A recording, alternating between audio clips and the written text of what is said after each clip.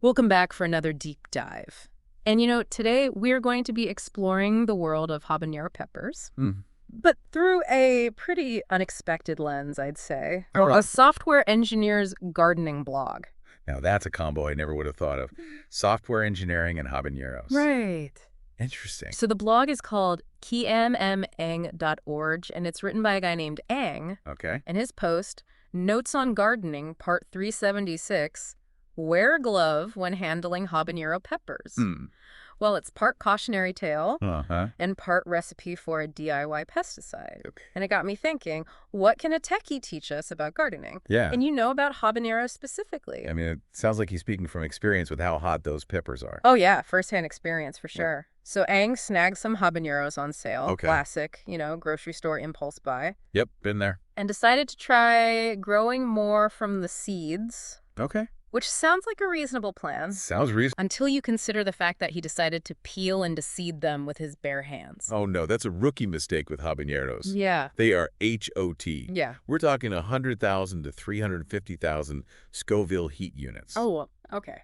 For reference, a jalapeno is usually like 2,500 to 8,000 SHUs. So way hotter than a jalapeno. Oh, yeah, way hotter. And Ang quickly discovered the capsaicin in those habaneros, well, it doesn't mess around. Not at all. It clung to his skin, Wow. causing burning even after he showered. Oh, my goodness. He said the effects lasted all day. Oof. You'd think a software engineer would have some high-tech hand-washing technique. Right. Apparently not. Wow. This whole thing really made me wonder, though, why are habaneros so spicy in the first place? Yeah. What's the evolutionary advantage of packing that much heat? That's a great question. So capsaicin actually evolved as a defense mechanism for pepper plants. Okay. So while we humans might enjoy the burn, it's actually meant to deter certain mammals like rodents Okay. from eating the peppers in their seeds. So it's like a chemical warfare strategy for the pepper plant. Exactly. Wow. And what's really interesting is that birds aren't affected by capsaicin the same way that mammals are. Oh, okay. So they can happily gobble up habaneros and then spread their seeds far and wide. Oh, that's so cool. Yeah. So it's like a clever way for the plant to choose its seed dispersers. Yeah. But back to Ang, he didn't let those potent pepper skins go to waste, did he? No, not at all. He got resourceful and whipped up an organic pesticide. Okay, this is where things get really interesting. Yeah. Tell us about his recipe. It's pretty simple, actually. Okay. He boils the chopped pepper skins in water, Okay. lets them simmer, Uh-huh. then strains the mixture, Mm-hmm. and adds a dash of dish soap. Dish soap? Why dish soap? It acts as a surfactant, so it helps the pesticide stick to the leaves of the plants. Okay, that makes sense. Yeah. I'm guessing, though, that applying this concoction requires some serious safety precautions. But absolutely. Yeah. And Aang, he learned this one the hard way, too. Oh, no. Yeah, initially he used a regular face mask, but it didn't really do enough to protect him from that concentrated capsaicin mist. So what happened? Did he, accidentally inhale the spray? Yep. Oh, my gosh. And he said it was not pleasant. Oh, no. Yeah, the fine droplets can irritate your respiratory system, causing coughing and discomfort. Wow. Yeah, so he recommends a more robust mask, something that can filter out those tiny particles. So even if you're going the all-natural route, you still have to be mindful of safety. Exactly. Okay. And it's so interesting how something that we use to add spice to our food Right. can also be used to keep pests away from our plants. Yeah. And potentially be an irritant if you're not careful. Yeah. It really speaks to, how multifaceted capsaicin is. It really does. It's amazing how we can use natural ingredients like peppers to protect our gardens. It really highlights the potential of, sustainable practices. Mm-hmm. All this talk about heat makes me curious. Have you ever wondered how scientists actually measure the spiciness of peppers? I know there's something called the Scoville scale, Oh, yeah. but I don't really know how it works. So the Scoville scale. Yeah. Imagine being a Scoville scale taster. Oh, my gosh. Your mouth would be on fire. Yeah. So it was invented back in 1912 Okay. by an American pharmacist named Wilbur Scoville. Okay. And basically, it involves diluting a pepper extract in sugar water Okay. until a panel of tasters can no longer detect the heat. Wait, a panel of tasters? Yeah. That sounds like a tough gig. It definitely takes a certain kind of palate. For sure. And, this was back in the day before we had all these modern analytical techniques. Right. So it was all based on human perception. Wow. So the more sugar water you need to dilute the extract, Uh-huh. the hotter the pepper. Exactly. Okay. And then that result is expressed in Scoville heat units, or SHUs. Okay. So habaneros with their 100,000 to 350,000 SHUs. Yeah. Pretty high on the scale, but they're nowhere near the top. Really? What's the hottest pepper out there? So the current Guinness World Record holder is the Carolina Reaper, Okay. with an average SHU rating of over 1.6 million. Oh my goodness. And some varieties can even reach over 2.2 million SHUs. 2.2 million. That's just, like, unimaginable. It's a lot of heat. What kind of person willingly subjects themselves to that? Well, there's a whole subculture out there Okay. dedicated to super hot peppers and chili eating contests. Oh, wow. You know, people pushing their limits, testing their tolerance for pain. I think I'll stick to my mild salsa. Probably a good choice. But this whole discussion of the Scoville scale Yeah. makes me think about, like, the science behind the burn. Uh-huh. What's actually happening in our mouths when we eat a spicy pepper. So it's not really about taste. Okay. Capsaicin actually triggers pain receptors, Okay. not taste receptors. Interesting. And these receptors are called TRPV1 receptors. Okay. And they're usually activated by heat, like if you touch a hot stove. So when I eat a habanero, I'm basically tricking my mouth into thinking it's on fire. That's a great way to put it. Wow. The capsaicin molecule binds to those TRPV1 receptors, Mm-hmm. and it sends a signal to the brain Okay. that's interpreted as pain and heat. Interesting. So that's why you experience the burning sensation and not really a specific flavor. That's fascinating. So is that why some people love spicy food and others just can't handle it? Mm-hmm. Like, do Yeah. they have different pain receptors? I mean, that's part of it, but Yeah. it's also about exposure and tolerance. Okay. So the more you expose yourself to capsaicin, Uh-huh. the more desensitized Mm. those receptors become. So you can actually build up a tolerance to spicy food. Absolutely. Okay. It's kind of like building a muscle, you know? Yeah. The more you challenge yourself, the stronger you get. That explains why I can handle spicier foods now than I could as a kid.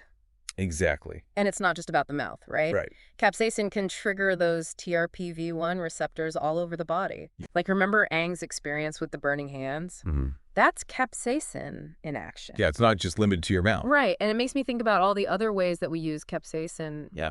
beyond the kitchen. Yeah. I know it's in, like, topical pain relievers, right? Yep. Capsaicin cream is often used for muscle and joint pain.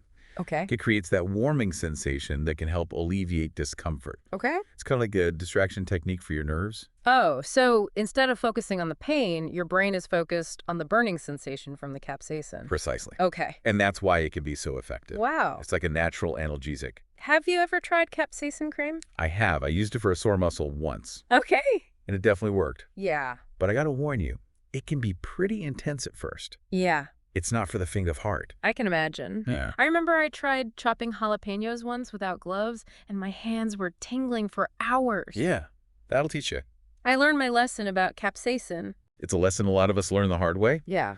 But beyond topical pain relief, capsaicin is also being studied for its potential Oh, wow. in treating conditions like arthritis and neuropathy. So it's not just about masking the pain, it could actually be addressing the underlying issues. That's the hope. Wow. The research is still ongoing, Yeah. but the initial results are promising. That's amazing. It's really fascinating how a molecule that can cause so much pain Right. can also have such therapeutic potential. It really is. It seems like we've only just scratched the surface of what capsaicin can do. Yeah, And it all started with a simple pepper plant.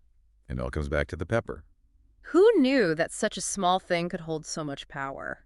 It just goes to show you nature is full of surprises. Yeah. And that even the things that we might perceive as harmful can have incredible benefits. You know, it's really amazing how a single molecule can have such diverse applications, Yeah. from adding a kick to our food to potentially treating chronic pain. So really, And I love how we got here from a software engineer's gardening blog post. yeah, it's a perfect example of how knowledge can come from really unexpected places. Totally. And it kind of speaks to that interconnectedness of seemingly like disparate fields like technology and botany. Speaking of connections, Yeah. Aang's DIY pesticide got me thinking about other ways that we can use natural ingredients to Yeah. solve everyday problems. Yeah, for sure. What are some other surprising uses for things we might just find in our kitchen? There are so many. Okay. Like baking soda is a powerhouse. Okay. You can use it for everything from cleaning and deodorizing to baking. Uh-huh.